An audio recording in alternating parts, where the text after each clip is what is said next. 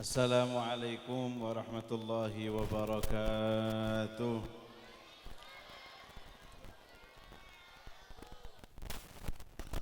Alhamdulillah. Alhamdulillahi rabbil alamin. Hamdan kathiran tayyiban mubarakan fihi wa ala kulli hal. حمدا يوافي نعمه ويكافئ مزيده وصلى الله وسلم على سيدنا محمد الفاتح لما أغلق والخاتم لما سبق ناصر الحق بالحق والهادي إلى الصراط المستقيم صلى الله عليه وعلى آله وصحبه حق قدره ومقداره العظيم سبحانك لا علم لنا إلا ما علمتنا إنك أنت العليم الحكيم رب اشرح لي صدري ويسر لي أمري واحلل عقدة من لساني يفقه قولي واهدي به قلبي وسدد به لساني بجاه سيدنا محمد صلى الله عليه وعلى آله وصحبه وسلم اللهم أخرجنا من ظلمات الوهم وأكرمنا بنور الفهم وافتح علينا بمعرفة العلم وسهل أخلاقنا بالحلم وزدنا علما واجعلنا من الذين يستمعون القول فيتبعون أحسنه نسألك الفتوح والمنوح والتوبة النصوح وصلاح القلب والجسد والجسم والروح بسر اسم بدوه نسألك العلم اللدني والمشرب الصفي الهني يا وهاب يا غني آمين يا رب Alamin.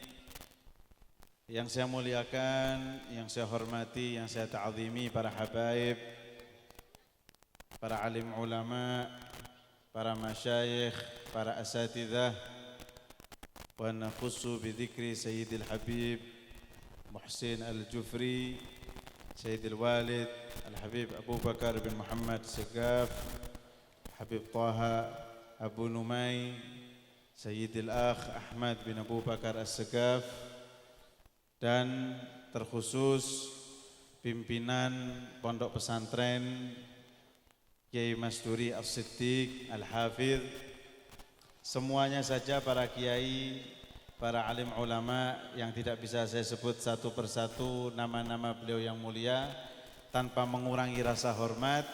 Mudah-mudahan keberkahan beliau semua mengalir kepada kita semua, amin ya rabbal alamin, amin ya rabbal alamin. Kula niki bingung mesti angger disuwun menehi ceramah kok pas acara sholawat kados ngoten, wis mesti bingung nggih, karena acara intinya yaitu bersolawat. Napa malih nek wis bar didum duweke, waduh dirungokno apa ora aku iki engko bingung kula, terus terang bingung napa malih pun dalu nggih napa mboten. Iki kula boten badhe matur kathah-kathah, mugi-mugi barokah, mugi-mugi barokah. Intinya kita duduk berkumpul di dalam majelis seperti ini tiada lain, tiada bukan adalah kita berharap syafaat Nabi Muhammad SAW. Manusia paling sempurna, manusia paling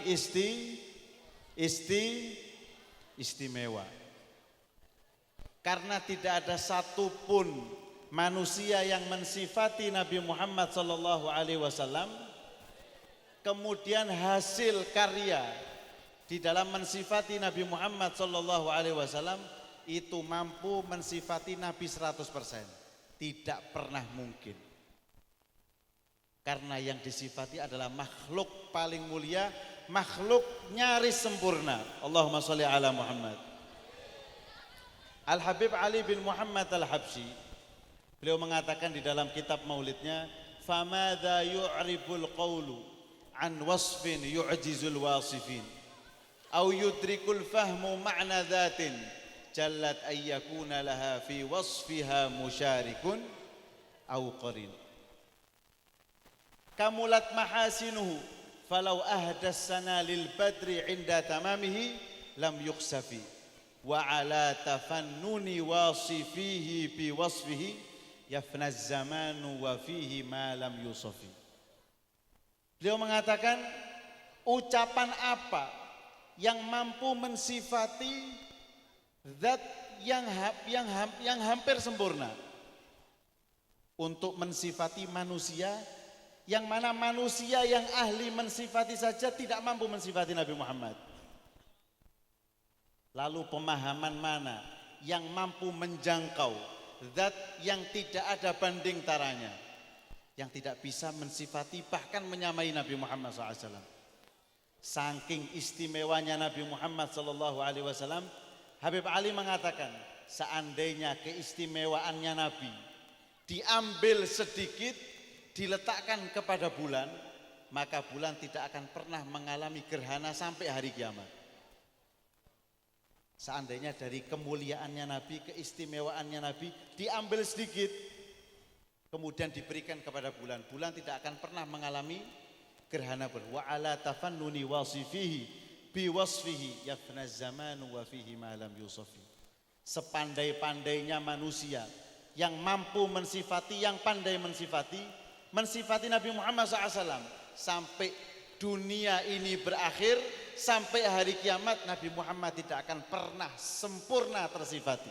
Allahumma sholli ala Muhammad. Nah terus kenapa kok ada maulid-maulid niku? Kok wonten kitab maulid, maulid Barzanji, maulid Ad-Dibai, maulid Simtud Durar. Itu tujuan utamanya bukan sekedar mensifati Nabi, mboten. Untuk apa? Supaya semua yang terkait dengan Nabi Muhammad SAW menjadi mulia. Kata Habib Ali mengatakan, kalau saya mensifati Nabi tidak bisa. Tapi kenapa kok saya tetap ngotot nulis maulid mensifati Nabi Muhammad SAW? Liyatasharrafa bi kitabatihil qalamu wal qirtasu wa tatanazzaha fi hadaikihil asma'u wal absar. Supaya pensil, polpen, kertas yang digunakan mensifati Nabi Muhammad SAW ikut menjadi mulia. Supaya pendengaran, supaya lisan yang digunakan membaca maulid itu berekreasi di taman kemuliaan Nabi Muhammad SAW. Allahumma sholli ala Muhammad. Jadi supaya yang terkait dengan Nabi Muhammad menjadi mulia. Karena Nabi Muhammad adalah rahmat, hadiah dari Allah Subhanahu wa taala. Innama ana rahmatun muhda. Hanya saja aku ini rahmat yang dihadiahkan oleh Allah Subhanahu wa taala kepada umat ini. Allahumma sholli ala Muhammad. Lho Kanjeng Nabi niku rahmat. Rahmat yang dihadiahkan Allah untuk kita. Namanya rahmat. Maka setiap tempat yang di situ disebut Nabi Muhammad SAW, insya Allah tidak akan pernah kena bencana. Allahumma sholli ala Muhammad. Di tempat, di daerah, di kota, di desa, di situ ada syariat Nabi Muhammad, diperjuangkan syariat Nabi Muhammad, dihidupkan syariat Nabi Muhammad, tidak akan pernah tersentuh bala dan bencana dari Allah Subhanahu wa taala. Allahumma sholli ala Muhammad. Wa ma kana Allahu liyu'adzibahum wa anta fihim. Allah tidak akan pernah mengadab mereka wahai Muhammad, wa anta fihim, sedangkan engkau berada di tengah-tengah mereka. Wujudnya Nabi rahmat. Makanya kita tidak pernah buka sejarah, dengar sejarah umat-umat yang memusuhi Nabi terus seperti umatnya Nabi Musa, umatnya Nabi Lut langsung diluluh lantahkan saat itu oleh Allah Subhanahu wa taala. Enggak. Abu Jahal tetap aman-aman saja, Abu Lahab tetap aman dan kroni-kroninya. Tidak ada azab dari Allah. Kenapa? Karena di situ ada Nabi Muhammad SAW. Ahli takwil mengatakan, apakah berarti rahmat itu wujud ketika Nabi hidup saja? Wa anta fihim. Sekarang Nabi tidak ada, Nabi di barzakh tidak hidup. Kata ulama ahlu ta'wil mengatakan tidak. Tidak harus jasadnya Nabi yang ada.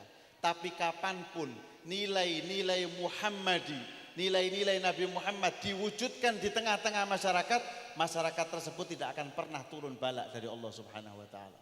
Allahumma sholli ala Muhammad.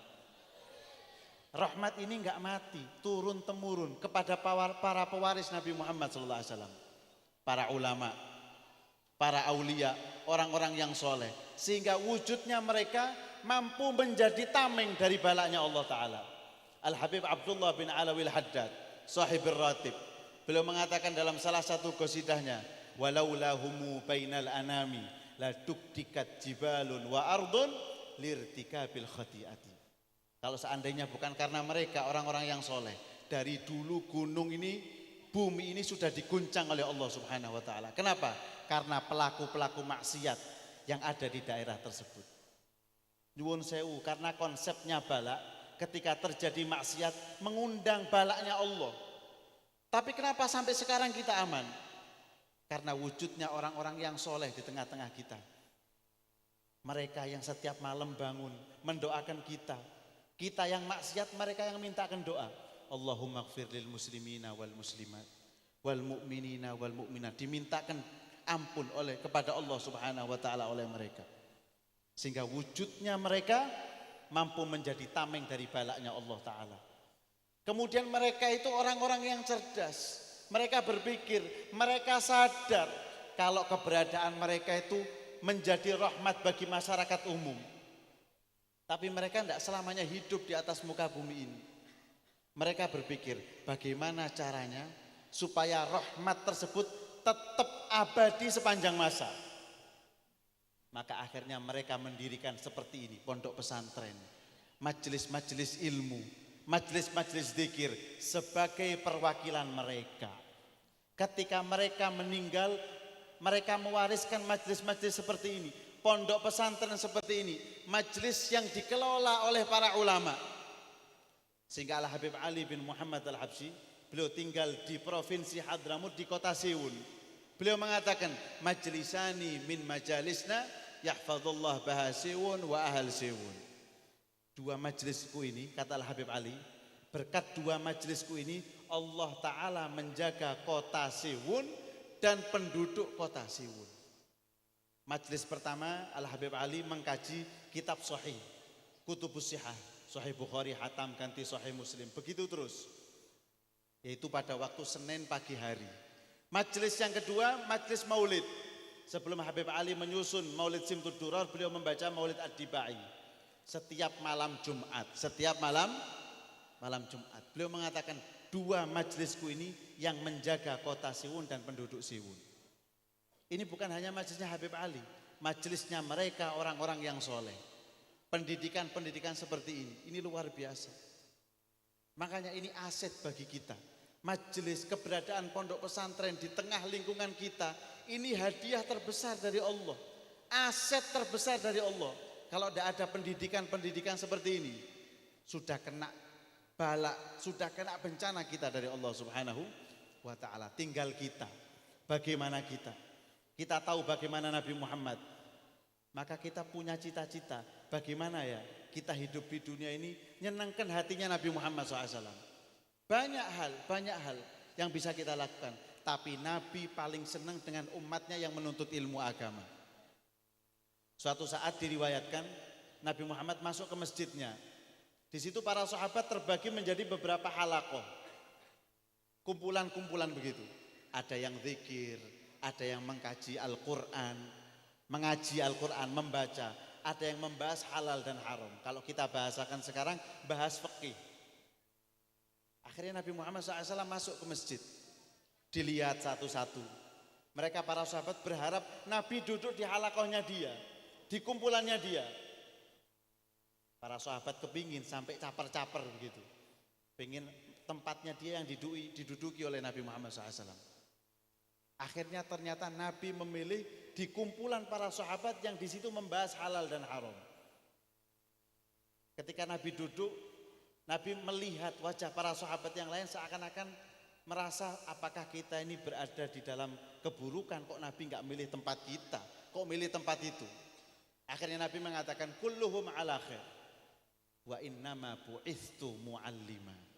Mereka semuanya baik, berada di dalam kebaikan, tapi aku diutus oleh Allah sebagai pengajar, mu'allim.